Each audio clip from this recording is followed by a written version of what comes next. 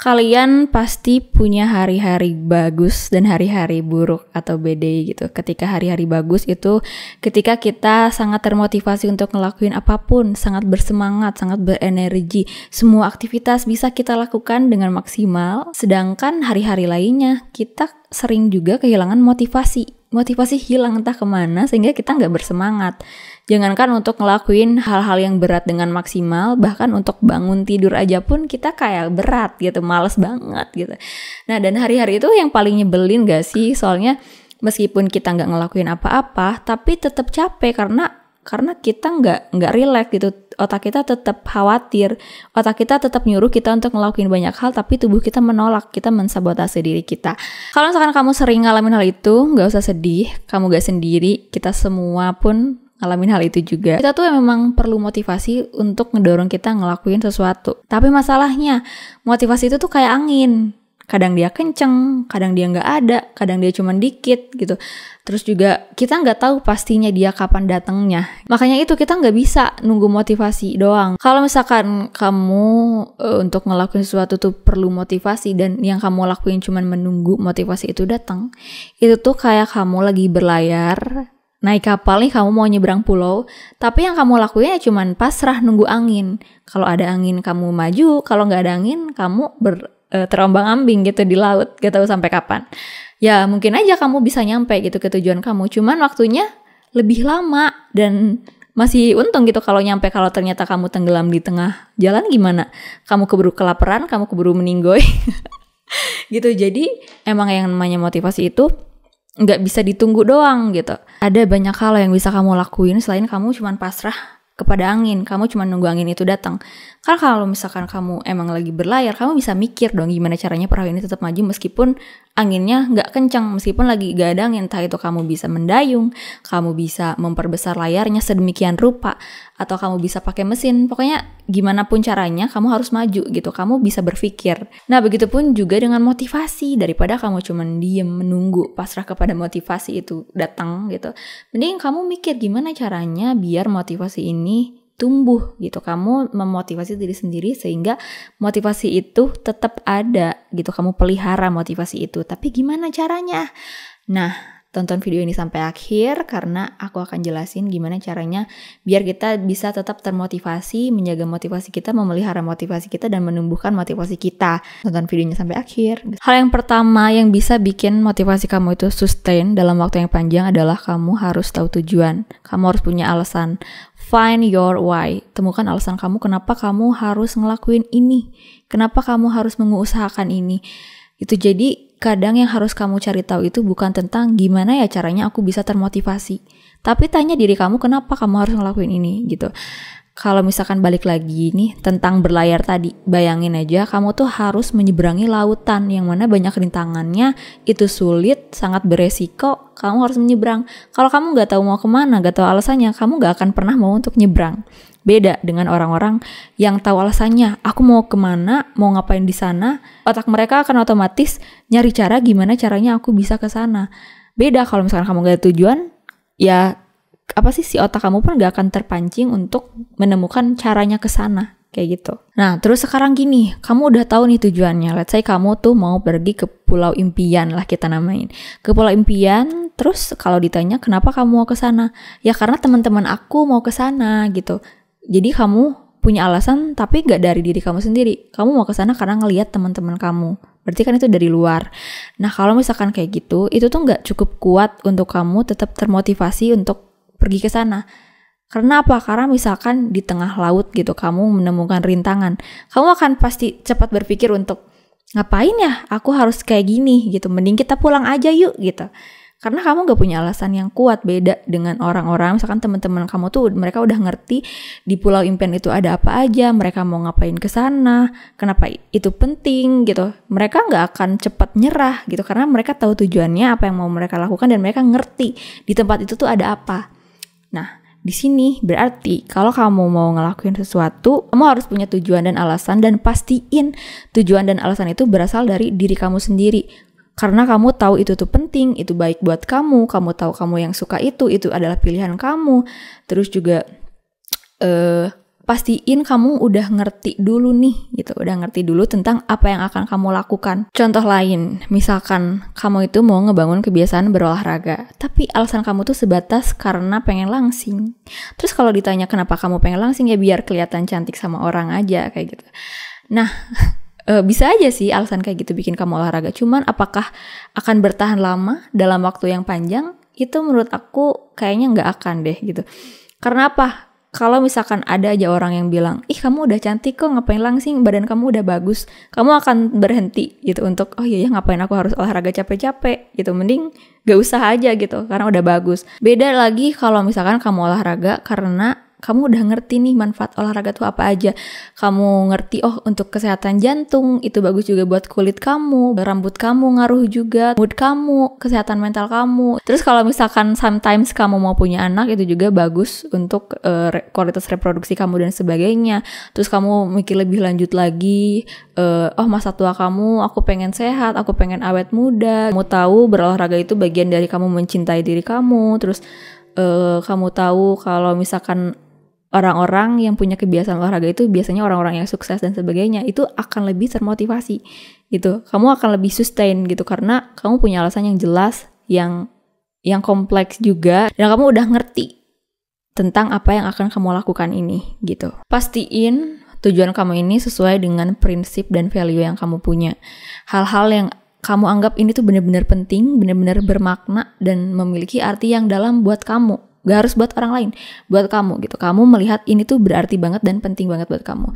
Itulah kenapa banyak sekali orang yang kelihatannya tuh udah berhasil, mereka udah banyak uang, mereka karirnya tuh cemerlang, cuman dia gak ngerasa puas gitu. Dia masih tetap ngeluh, dia ngerasa hidupnya tuh tidak memuaskan gitu. Itu karena apa? Karena mungkin dia lupa untuk memikirkan apakah yang dia kejar itu sesuai dengan value-nya, sesuai dengan prinsipnya, sesuai dengan apa yang mereka anggap berarti. Kalau misalkan konteksnya itu karir, let's say kamu itu mau kerja di perusahaan startup, tapi alasan kamu mau kerja di sana itu ya karena kamu ngeliat teman-teman kamu pada mau di sana, karena keren aja gitu kelihatannya, terus karena duitnya banyak gitu. Alasan seperti itu sebetulnya kurang bermakna gitu, kurang dalam. Itulah kenapa gak aneh kalau misalkan ada orang nih yang kelihatannya tuh udah sukses, udah banyak uang, dia udah jabatannya tinggi gitu, tapi dia gak ngerasa fulfilling, dia gak ngerasa puas dengan pekerjaannya. Karena apa? Itu karena dia gak ngerasa bahwa pekerjaannya itu hal yang berarti untuk dia, gak sesuai dengan prinsip dia, nilai-nilai yang dia punya. Dia gak ngelihat bahwa pekerjaan itu sesuatu yang berarti gitu, bermakna untuk dia. Makanya sebanyak apapun uang yang dia dapat, dia gak akan pernah ngerasa fulfilling gitu. Banyak juga gitu orang yang sebenarnya kelihatan dari pekerjaannya tuh sederhana, gak terlalu banyak uang, tapi dia lebih fulfilling. Karena apa? Karena dia memaknai pekerjaannya, dia mencintai pekerjaannya. Apa yang dia kerjakan tuh sesuai dengan prinsipnya, dengan value-nya. Jadi dia tetap fulfilling meskipun ya bisa dibilang tidak sekaya itu. Tapi faktanya adalah ketika orang bisa memilih pekerjaan yang sesuai dengan prinsip dan value-nya, di situ dia bisa lebih maksimal karena dia menikmati. Jadi orang-orang yang awalnya tuh kerja tuh sebenarnya nggak niat untuk dapat uang banyak, tapi karena dia senang, saking dia maksimalnya mengerjakan hal itu, akhirnya uang pun datang ke dia gitu. Akhirnya dia jadi lebih sukses gitu. Tujuan yang bermakna itu sebenarnya nggak harus yang gimana-gimana, yang wow, yang dianggap keren oleh semua orang, nggak harus. Kalau misalkan aku ambil contoh pengusaha di Indonesia itu Pak Nadiem Makarim, pendiri Gojek. Dia itu kan tujuan mendirikan Gojek itu awalnya untuk apa sih? Dia punya tujuan ingin membantu tukang ojek. Sesederhana itu, membantu tukang ojek dan membantu para penumpang yang ingin menggunakan Gojek yang tapi males jalan ke pangkalan ojek, dan tukang ojek yang males nyari penumpang kayak gitu. Sesimpel itu, sesimpel ingin membantu tukang ojek. Mungkin pada saat itu pasti banyak orang yang ngetawain dia, ngapain kamu nolong tukang ojek gitu. Sekarang lihat Gojek itu jadi perusahaan unicorn pertama di Indonesia gitu. Dan itu dampaknya sangat banyak banget gitu, membuka lapangan pekerjaan untuk banyak orang. Terus juga life changing banget gitu, kita sekarang bisa ngapa-ngapain secara online. Nah, itu tuh dari tujuan yang sederhana. Poinnya adalah jangan pernah kamu malu untuk jujur sama diri sendiri. Kadang kita tuh kayak gak tahu sih aku mau ngapain, gak tahu tujuan. Tapi sebenarnya kita tuh tahu tujuan kita apa, ada. di dalam hati kita maunya apa, cuman kita terlalu malu untuk mengungkapkan karena entah kita berpikir kalau itu kayak apa ya, kayak terlalu sepele gitu, takut diketawain orang, atau enggak kita menganggap apa yang kita mau itu terlalu mustahil. Jangan salah gitu, tujuan yang kecil, yang sederhana, kalau kamu bener-bener fokus ke situ, kalau kamu bener-bener tulus gitu, bener-bener menganggap itu berarti, kamu melihat itu tuh hal yang penting, itu bisa jadi gede gitu. Jangan sepelein ide kamu gitu. Kalau misalkan orang lain ngelihat ide kamu tuh kayak kamu ngapain gitu, itu sepele banget gitu, ngapain kayak nggak ada kerjaan. Jangan dengerin orang lain. Karena apa? Karena yang dikasih ide itu cuman diri kamu. Ide itu anugerah. Tujuan yang ada di hati kamu itu anugerah dari Tuhan, dan itu cuman dikirim ke kamu doang. Jadi orang lain gak ngerti, ya wajar gitu. Gak semua orang dikasih ide itu. Jadi coba untuk jujur ke diri sendiri. Tujuan kamu tuh apa? Apa yang kamu mau? Apa yang kamu anggap penting, dan apa yang paling berarti untuk kamu gitu. Jelas tentang tujuan dan alasan. Sekarang kamu udah punya nih tujuan dan alasan itu. Yang harus kamu lakuin selanjutnya adalah kamu harus yakin seyakin-yakinnya bahwa tujuan kamu itu bisa kamu wujudkan. Jangan pernah ngeraguin diri sendiri, karena self-doubt itu yang akan mematikan seluruh motivasi kamu, mematikan semua mimpi-mimpi kamu. Sedangkan kalau kamu percaya, itu yang akan memupuk motivasi kamu gitu. Kamu bakalan take action hari ini juga kalau kamu percaya bahwa kamu bisa mendapatkan itu. Dengerin.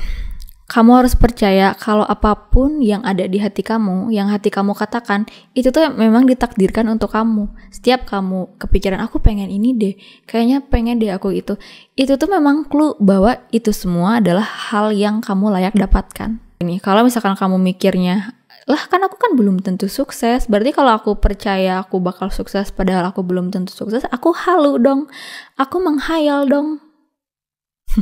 Emang halu. Terus apa masalahnya kalau emang menghalu? Kita itu hidup setiap hari kita menghalu kok. Dari sejak kecil kamu berangkat ke sekolah, kamu mau belajar, itu buat apa? Buat masa depan. Iya kan? Emang siapa yang ngejamin kamu akan tetap hidup sampai masa depan? Itu tuh halu. Kamu sekarang nabung untuk masa depan. Emang kamu yakin kamu bakal hidup sampai masa depan? Belum tentu. Itu kamu halu juga. Kamu sekarang nyiapin nih buat besok. Kamu halu juga, emang besok kamu yakin kamu masih hidup gitu. Jadi sebenarnya kehalu-haluan ini tuh supaya kita ngelakuin action. Kita ngelakuin sesuatu karena kita percaya besok kita bakal hidup gitu. Begitupun juga dengan hal ini. Kalau misalkan kamu percaya mimpi-mimpi kamu tuh bakal terwujud, kamu bakal take action untuk mewujudkan mimpi-mimpi kamu di hari ini. Kayak gitu. Jadi gak usah takut untuk halu. Kamu pun hidup halu. Gini masalahnya, kalau misalkan sekarang gitu kamu berpikir besok kamu akan meninggoy, kamu gak akan ngelakuin apapun, kamu gak akan belajar, kamu gak akan ada motivasi untuk keluar hangout bareng teman-teman, untuk bekerja, untuk kuliah, untuk apapun, kamu gak akan ada motivasi untuk itu gitu. Tapi masalahnya, mau kamu berpikir besok kamu masih hidup atau mau meninggal, itu sama-sama halu. Kamu mau berpikir masa depan kamu bakal sukses atau bakal gagal, itu sama-sama halu. Bedanya, kalau kamu berpikir nanti kamu bisa mewujudkan mimpi-mimpi kamu bisa sukses, itu kamu bakal take action hari ini. Kamu bakal lebih, secara mental pun kamu lebih bahagia, kamu lebih optimis, kamu gak khawatir, kamu enjoy dengan apapun yang kamu lakuin. Tapi kalau misalkan kamu lebih memilih untuk tidak percaya dan mempercayai bahwa masa depan kamu itu akan gagal, itu ngefeknya adalah hari ini kamu gak akan ngelakuin apa-apa. Kamu akan khawatir terus-terusan, kamu akan energi kamu akan habis karena kamu khawatir. Terus juga mood kamu jadi jelek, kamu jadi negatif. Terserah aja kamu mau pilih halu yang mana. Kita hidup akan selalu berhalu, berhayal. Kamu mau pilih halu yang mana gitu. Ada banyak orang yang pikir kayak gini, tapi kalau misalkan aku percaya bahwa masa depan aku bakal sukses, takutnya pas nanti enggak, aku gak bisa menerima kenyataan, aku takut stres, aku takut gila gitu. Itu banyak banget orang yang kayak gitu, padahal enggak, itu semua adalah bullshit. Kamu tahu gak yang sebenarnya bikin gila itu apa? Ketika kamu gak ngelakuin apa-apa, kamu gak pernah take action. Yang kamu lakuin setiap hari cuman khawatir akan masa depan, takut gagal, takut kamu gak bisa, kamu gak percaya sama diri kamu sendiri. Akhirnya kamu gak ngelakuin apa-apa, akhirnya kayak gitu terus selama bertahun-tahun. Dan kamu setelah sadar, kamu ngeliat ke belakang, wow, selama ini aku kayak gini-gini terus. Di situ kamu menyesal, kamu ngerasa waktu kamu habis sia-sia, dan di situ kamu stres, kamu ngerasa bersalah, kamu depresi, dan di situ kamu bisa jadi gila gitu. Jadi gila itu bukan karena kamu percaya kamu akan sukses. Mungkin yang nyebabin orang gila karena nggak menerima kenyataan tuh ada hal lain yang menyebabkan mereka bisa gila. Tapi di sini kamu harus ingat, ketika kamu percaya kamu itu bisa mewujudkan mimpi-mimpi kamu nggak akan gila gitu. Itu nggak akan nyebabin kamu gila, justru itu bikin kamu take action, kamu termotivasi. Ketika kamu gagal pun kamu nggak akan langsung gila gitu, harusnya gitu. Kamu berpikir kalau ini adalah bagian dari proses kamu. Ini gak akan kamu gagal selama-lamanya. Ketika kamu gagal, ada hal yang bisa kamu pelajari dan kamu bisa coba lagi dan coba lagi itu. Ketika kamu gagal pun kamu bakal ngelihat ke belakang, kamu bisa lihat, oh aku udah berusaha loh gitu, aku udah mencoba yang terbaik, aku tetap mengapresiasi diri aku tetap berterima kasih ke diri aku, setidaknya aku gak buang-buang waktu aku untuk mengkhawatirkan masa depan yang belum tentu gitu. Terus gini, kenapa kamu harus yakin? Aku pernah ngobrolin tentang confirmation bias. Itu cara kerja otak kita, dimana ketika otak kita mempercayai satu hal, otak kita tuh bakal terus-terusan mencari fakta-fakta lain yang mengkonfirmasi hal tersebut. Jadi kalau misalkan satu kali aja kamu yakin bahwa kamu itu bisa, nah otak kamu tuh akan secara otomatis mencari fakta-fakta lain yang membuktikan, yang mengkonfirmasi bahwa kamu itu bisa.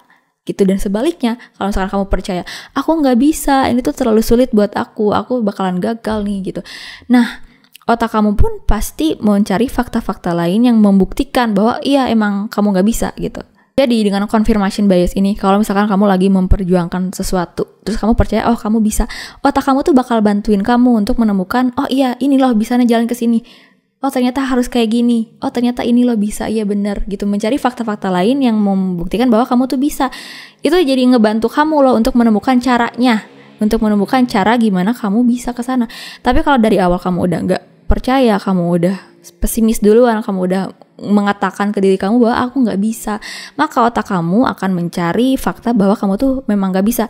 Otak kamu bukannya mencari solusi, tapi mencari alasan gitu, mencari hambatan. Fokusnya hanya ke hal-hal yang sulit, hal-hal yang menghambat gitu. Terus selain confirmation bias, aku juga pernah ngobrolin tentang self-fulfilling prophecy, sebenarnya ramalan yang menjadi kenyataan. Ketika kita berpikir sesuatu, itu akan jadi kenyataan karena secara tidak sadar perilaku kita akan mencerminkan apa yang kita pikir. Pokoknya aku pernah ngobrolin hal ini di video pertama aku, kalian boleh tonton aja. Tapi poinnya adalah kamu harus mempercayai hal-hal yang bagus gitu, hal-hal yang mendukung kamu untuk kesuksesan. Salah satunya kamu percaya bahwa kamu tuh bisa. Sepenting itulah keyakinan kamu gitu. Nah, dan sekali lagi kamu meyakini itu untuk kamu take action. Jadi kalau misalkan kamu mikir, aku yakin kok bakal sukses, tapi tiduran aja gitu karena kamu udah yakin kamu bakal bisa, ya udah aku rebahan aja, scrolling aja tiap hari karena aku bakal aja sukses. Kalau gitu itu tolol gitu. Nggak kayak gitu, tapi kamu harus take action. Oke, setelah kamu punya tujuan dan kamu udah yakin dengan diri kamu, yang selanjutnya harus kamu lakukan adalah kamu harus lakuin aja. Kamu harus tahu motivasi itu datang karena kamu melakukan sesuatu. Jadi jangan kebalik. Jangan kamu berpikir kalau kamu tuh akan melakukan sesuatu kalau ada motivasi. Kebalik. Motivasi itu akan datang kalau kamu memulai itu, kalau kamu ngelakuin itu. Positive action itu akan menyebabkan positive feelings, dan positive feelings akan membuat kamu melakukan positive action lagi. Jadi itu adalah suatu hubungan timbal balik. Misalkan kayak gini, kamu tuh mencoba melakukan hal baru. Ketika kamu nunda, ketika kamu bimbang, itu kamu akan semakin takut gitu. Semakin takut dan makin menunda lagi, makin takut lagi, makin nunda lagi, makin takut lagi. Kalau kamu misalkan mau coba sesuatu dan kamu ya udah lakuin aja. Terus pas ngelakuin ternyata kamu menemukan bahwa aku bisa loh ternyata. Ternyata ini gak sesulit yang aku bayangkan. Ketika kamu ngerasa positif, kamu akan mau lagi dong ngelakuin itu. Gitu, ngerasa positif lagi, mau lagi ngelakuin itu, ngerasa positif lagi, mau lagi ngelakuin itu. Jadi jangan dulu nunggu perasaannya, jangan nunggu perasaan termotivasinya, tapi lakuin aja karena dengan kamu ngelakuin itu nantinya motivasi akan datang mengikuti kamu gitu. Aku suka banget dengan quotes kayak gini. Tindakan adalah penghilang ketakutan, sedangkan bimbang dan menunda adalah penyubur ketakutan. Gitu. Jadi kalau kamu takut, lakuin aja gitu. Dalam ngelakuin ini pun kamu gak harus berekspektasi yang wow, yang besar. Mending kamu ngelakuin hal-hal yang kecil aja dulu, yang paling gampang, dan kamu apresiasi sekecil apapun itu. gitu. Ini akan bikin kamu termotivasi untuk melakukan hal ini lagi dan lagi dan lagi. Buat semuanya tuh terlihat lebih mudah dan menyenangkan gitu. Yang penting kamu akan ngelakuin ini secara terus-menerus, termotivasi terus-menerus dalam waktu yang lama. Mending kecil-kecil tapi lama daripada kamu kayak berekspektasi melakukan hal yang besar tapi kayak cuman sekali dan besoknya kamu ngerasa nggak bisa, aku emang nggak layak, aku nggak bisa, daripada kayak gitu. Nah, dan tipsnya dari aku, kamu harus bikin list gitu. Kamu bikin list tentang apa aja yang kamu lakuin hari ini gitu. Apapun itu, semuanya tulis. Nah, dan di situ ketika kamu kayak checklist di situ, kamu ngerasain kepuasan, kamu mengapresiasi diri kamu, dan di situ positive feelingsnya dapat gitu. Dan besok hari kamu bakal semangat lagi untuk ngelakuin hal-hal yang tadi kamu lakuin. Dengan kamu checklist tuh kamu bakal mendapat kepuasan gitu. Itu kayak reward sederhana yang kamu dapatkan atas kamu sudah melakukan hal-hal yang harus kamu lakuin. Gini tuh ada sebenarnya secara penelitiannya. Emang kalau misalkan kita bikin catatan harian gitu, terus kita checklist apa yang kita lakukan, itu bisa meningkatkan kesehatan mental kita lebih well-being gitu, rasa sejahtera, lebih ngerasa happy, lebih ngerasa semangat, bagus aja moodnya kayak gitu. Itu bisa berpengaruh. Jadi coba mulai sekarang coba kamu tulis apapun yang kamu lakuin di hari ini. Gak harus tentang yang sulit-sulit, gak harus tentang yang berhubungan dengan karir kamu aja, enggak. Kayak sekedar kamu, misalkan kamu bangun lebih awal, kamu tulis. Terus kamu, hari ini aku olahraga 5 menit gitu, 5 menit aja, checklist gitu. Terus hari ini aku sholat tepat waktu, misalkan tulis. Terus hari ini aku membaca buku 1 lembar, tulis sekecil apapun itu gitu. Kamu jangan pernah nyepelein usaha yang kamu lakukan ke diri kamu sendiri. Jangan.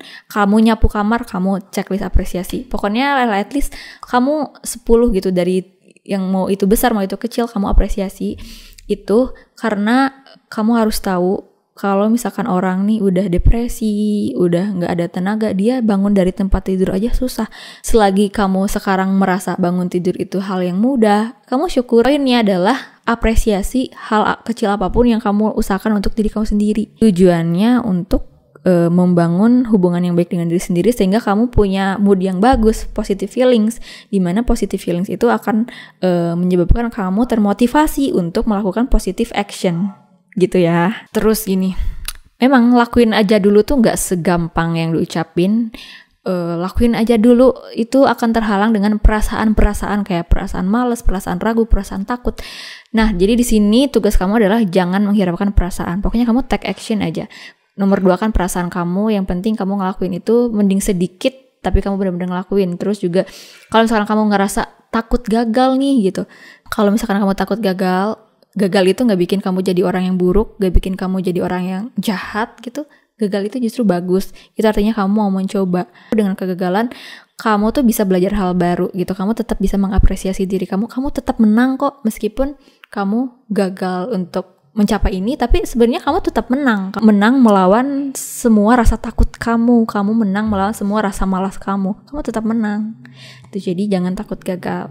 Terus gini, untuk kamu bisa benar-benar take action nih, nggak terganggu dengan perasaan ketakutan dan semua itu, kamu harus scheduling benar-benar spesifik. Kamu mau ngelakuin ini kapan, di mana, jam berapa, selama apa, seberapa banyak, kamu jadwalin itu.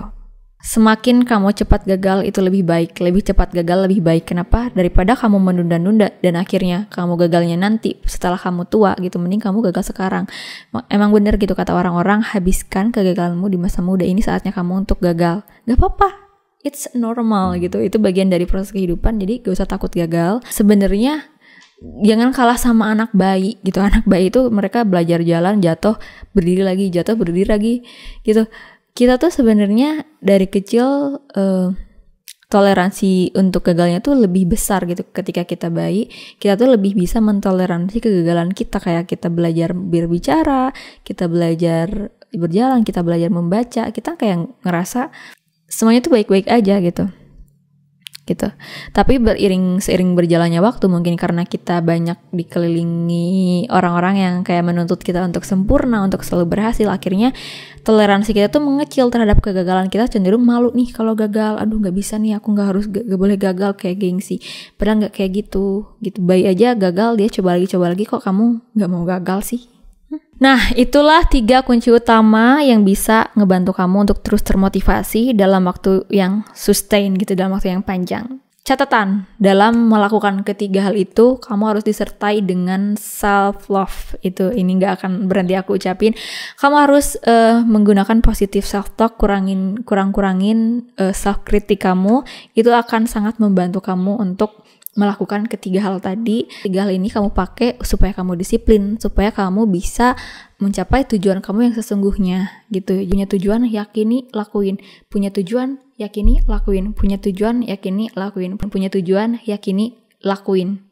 Sesimpel itu. Dan sebenarnya yang harus kamu ingat adalah motivasi itu, kamu punya motivasi itu bukan goals akhir.